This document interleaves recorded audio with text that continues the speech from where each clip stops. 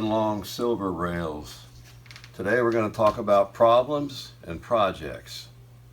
First of all, let me show you this.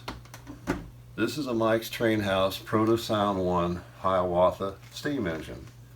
You notice the orange and the red trim and the gray and the black.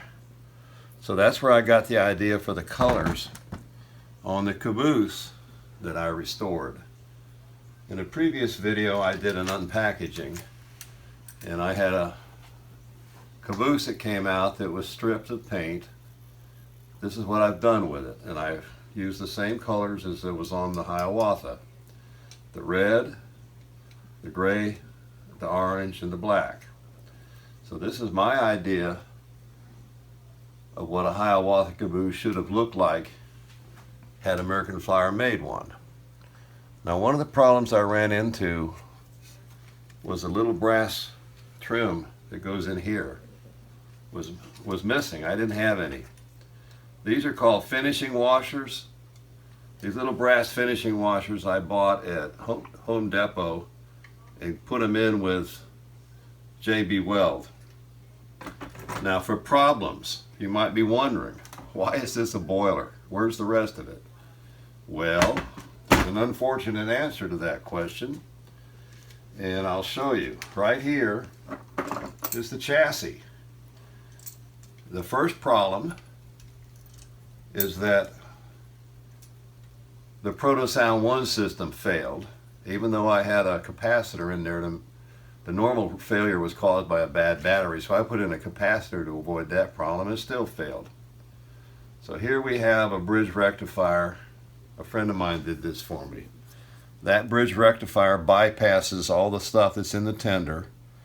This thing would run just as it is without the tender, in forward only. The light would still work, and I believe the smoke unit would still work. But unfortunately, my engine wouldn't work. Why? Well, guess what? There's no drive wheels on it. This is the big problem. You know, all of you, I suppose, that in the 1930s, the castings for many drive wheels crazed and failed and exploded, came apart. Well, look at this. This crazed and expanded and jammed the mechanism. The train would not run. That's an example right there. All four of them, to one degree or another, are doing that, some worse than others. So, unfortunately, if you own a Proto Sound 1 locomotive, I can't speak for the ones after that, because after that I quit buying them. But you may have the same problem with yours blowing up on you one day. Just like that, poof, it happened, with no warning whatsoever. Now I have over here a little pre-war American Flyer steam engine, and I have my Hiawatha caboose,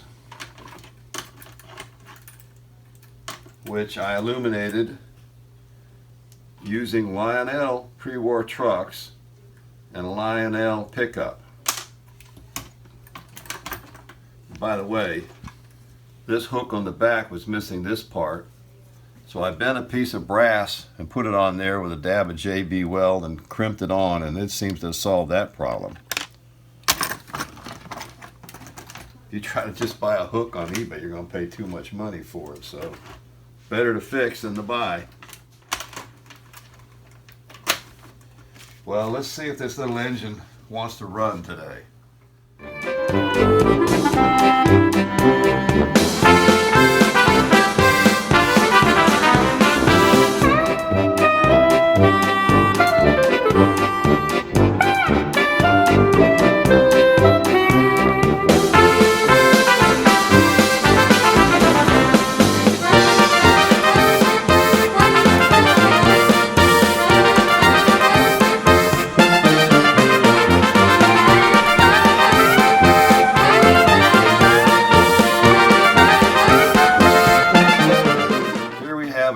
City Southern by Marks.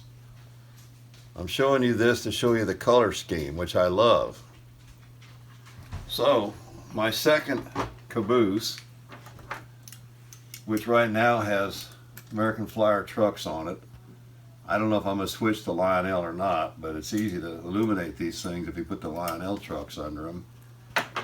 But this is the progress I've made to date with it in my version of Kansas City Southern colors. It's a work in process. It's just not done yet. But I'm having fun with it. I'll tell you this. I took this thing just about completely apart. It's kind of tricky to put these roof parts back on and get the tabs just right without scratching the paint you did. And I had a little trouble getting these handrails on too. And I have to put some of those finishing washers on the end here.